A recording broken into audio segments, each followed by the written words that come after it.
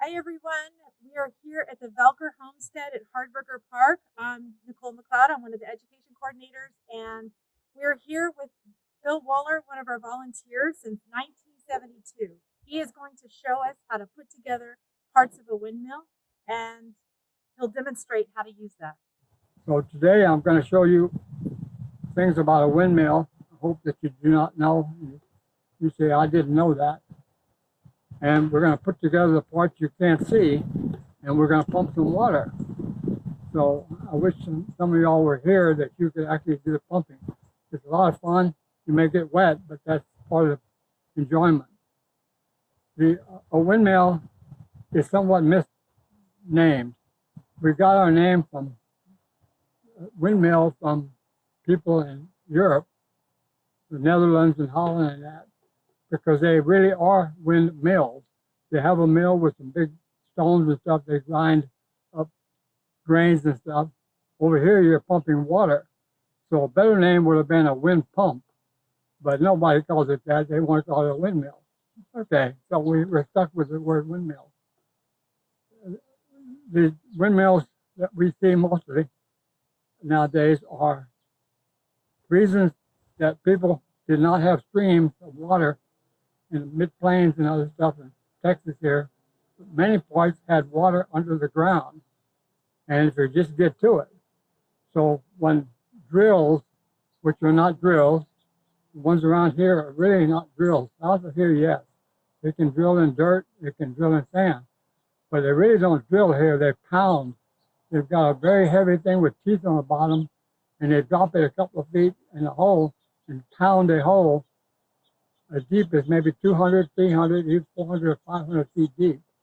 So they hit water, and then they go down into the water maybe 50 or 100 feet. Depending on the time of year, they decide when to stop drilling.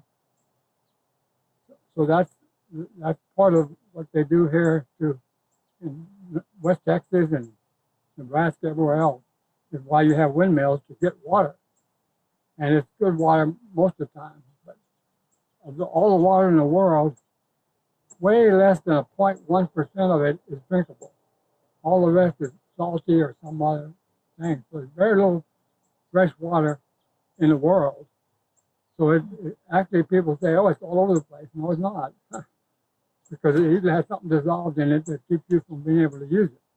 And sodium chloride or salt is the main one in the ocean. There's plenty of other stuff. Even there's gold in the ocean if you could just mine it cheap enough.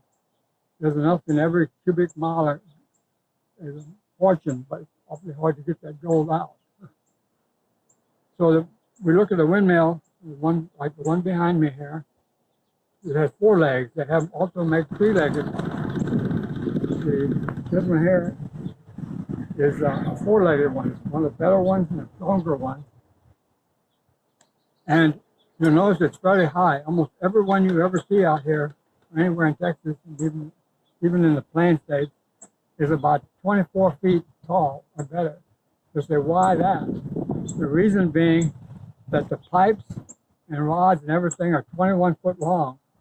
So to get them out of there, you have to have somewhere to go up and hook on and then take the pieces out. So they have to be higher than the 21 feet to work them. Now the new stuff here nowadays, they got plastic everything. They got some 10 feet stuff, and they got all kinds of things now. But for the last 100 some odd years, they all were at least 21 foot plus, 2 or 3 feet up to the blade there. So that's part of the reason they're so tall. The potable water that we drink without the salt is not easy to find either. Many people will drill a well and they can't drink the water. Well, nowadays they have a way to make that water better. But a pioneer on the prairie, if the water wasn't good, they couldn't live there very long. They had to go somewhere to get some water. So water was the key to opening up the big cattle ranches, to opening up everything was water, water, water. So windmills became the answer. They could put windmill every distance that a cow could walk in one day and back to get water, because the cows needed water. So the cattle industry determined how far a part the windmills were. If you had 1,000,000 acres like Loving and Goodnight and them other ones up in the Panhandle or in North Texas, they had a lot of windmills. They had to have them. So the blade there, it spins by the air only. But the key to it is you got to change that direction to a up and down motion that goes down the middle of the pipe in the well. Then that takes a gearbox up there, which you can see in the picture, I'm sure, of this gearbox. It's got oil in it, almost like a car might have. And it changes direction and has a little connection to the rods. Can't see it from here. So it goes up and down motion of 6 or 8 or 10 foot, 6 or 8, 10 inches at a time, back and forth.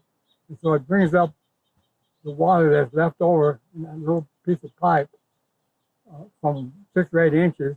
And it does this over and over and over thousands of times. So you have a steady stream coming out at the top. And when the wind blows, you got water. Pretty simple. So that kind of covers the main part of why we have windmills. The blades up there, some places the blades are much bigger than other places because of the well is deeper and it takes more stronger stuff to actually turn it. Because if the well is 300 feet deep, that's 300 feet of water that has to be pulled up every time. And if the windmill is too small, it's just not going to do it. The parts you can't see consist of rods, as we call them. They're mostly made of, the ends are brass, but the in-between parts are usually cypress or another wood, because it can last for 20, 30 years down in the water, cypress wood. And they are, of course, guess what? 21 foot long from one piece to the next. So that we're going to take a piece of that and show how that goes up and down. And there's a foot valve and another valve. And I'll show them to you now. This is called the foot valve. And it has this little spool in here, goes up and down. When it goes back down in the water, this gets pushed up. And then it gets, as soon as it starts going up, it seals again. It's got a little rubber gasket on the bottom. In this case, it's leather. And that shuts it off so it can go back down and get some more water. Here's the other piece that goes up and down. It attaches to the rods. And these move up and down about 6 or 8 inches back and forth. And it's got the little spool same way. Very, very simple. And there is a story about a neighbor. I never did see who it was, but he had a foot valve. You have to drop that in, and it seals up into a special cylinder. And here's a cylinder. These are very expensive. I think they run $700 or $800 now, but they're machine made so that they fit exactly. So these here seal quite well in there, so that they can go back up and down. Then you have the rods themselves. This is that probably 100-year-old piece of cypress, and here's the brass, and here's what goes up and down, 6 or 8 inches, depending on how you adjust it and stop.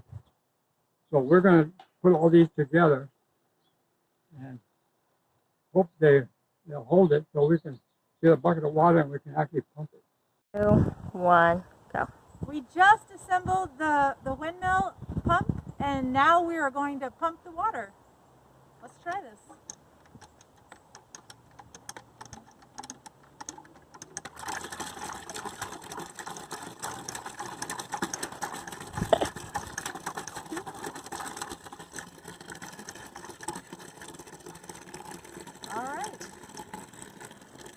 got the water moving. Yeah, okay. Thanks for joining us today, and we hope that you learned something new about the windmills here in San Antonio. And thanks to Mr. Bill Voelcker for taking the time to set up his windmill demonstration. Thank you, everybody, and have a good day.